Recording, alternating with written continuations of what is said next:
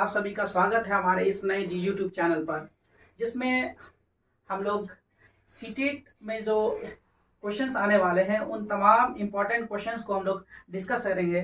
साथ ही साथ जो बीपीएससी में पीआरटी के एग्जाम्स होने वाले हैं उसमें सीडीपी सेक्शंस और जो टीचिंग एप्टीट्यूड से रिलेटेड जो भी इम्पोर्टेंट क्वेश्चन आएगा उसमें हम लोग सारा उसको डिस्कस करने वाले हैं। साथ ही साथ जो भी यहाँ पे इम्पोर्टेंट नोट्स प्रोवाइड कराई जाएगी वो आप साथ ही साथ लिखने की कोशिश करेंगे ताकि बाद में आपको रिवीजन आसानी से आप उस चीज़ को कर सकें।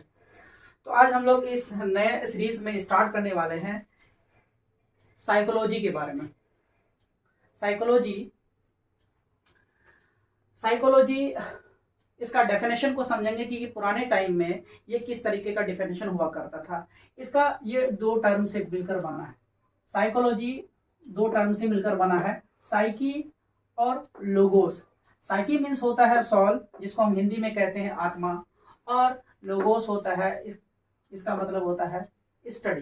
तो स्टडी ऑफ सोल, आत्मा या फिर माइंड जिसको हम बोलते हैं दिमाग का अध्ययन, वो स्टडी ऑफ सोल कहलाता है, जो कि ये ओल्ड डेफिनेशन हुआ करता है, ये पुराना।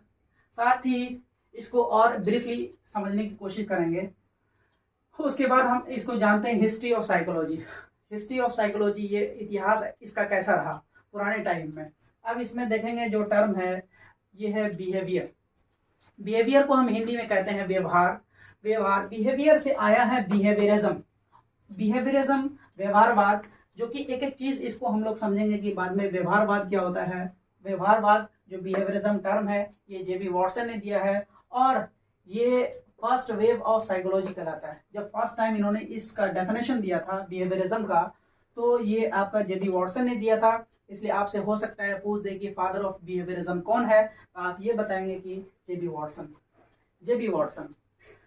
दूसरा साइको एनालिसिस का जो फादर है या जन्मदाता जिसको कहते हैं वो आपका फ्राइड है।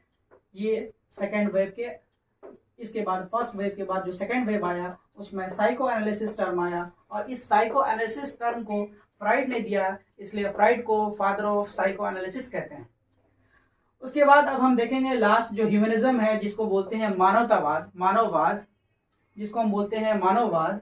इसमें ये टर्म अब्राहम मास्लो साथ ही साथ कार्ल रोजर्स, इन दोनों ने मिलकर ये ह्यूमनिज्म या मानववाद, इसकी परिभाषा उन्होंने दिया था, या फर्स्ट टर्म इन्होंने दिया था।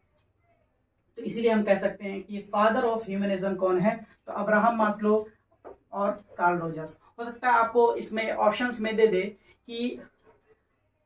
में आपको ये दे दे कि ह्यूमनिज्म का जो है पिता कौन है। तो इसमें चार ऑप्शंस हो सकता है, अब्राहम मास्लो, कार्ल रोजर्स, या फिर इनमें से दोनों, या फिर इनमें से कोई नहीं। तो आपको ये बताना है कि दोनों मिलकर इस टर्म को इन्होंने दिया था। यानी अब्राहम मास्लो और साथ ही साथ कार्ल रोजर्स ने मिलकर ह्यूमनिज्म को जो है इस टर्म को दिया। मैं आप तमाम विद्यार्थीगण से ये कहना चाहूँगा कि ये जितने सारे पॉइंट्स है बहुत ही महत्वपूर्ण पॉइंट्स है आपके सीटेट के पॉइंट ऑफ व्यू से, साथ ही साथ बीपीएससी के जो पीआरटी एग्जाम्स होने वाले हैं उसके लिए बहुत ही इम्पोर्टेंट है। नेक्स्ट टॉपिक जो हमारा होगा वो ग्रोथ एंड डेवलपमेंट, वृद्धि और विकास। इसके बारे में हम लोग कल डिटेल से डिस्कस करने वाले हैं। खास तौर से जो इसमें इम्पोर्टेंट पॉइंट्स होगा और जो आपके सीटेट के एग्जामिनेशंस में आने वाले हैं या फिर बीपीएससी के जो पीआरटी एग्जाम्स में आने वाले हैं, उसको देखते हुए इसके नोट्स में बनाऊंगा और आप लोगों के सामने रखूंगा। मैं चाहूँगा कि आप तमाम लोग इसको नोट्स बनाएं और अच्छे से आप लोग स्टडी करें। मैं उम्मीद करता हूँ कि आप लोग करेंगे। सर धन्यवाद।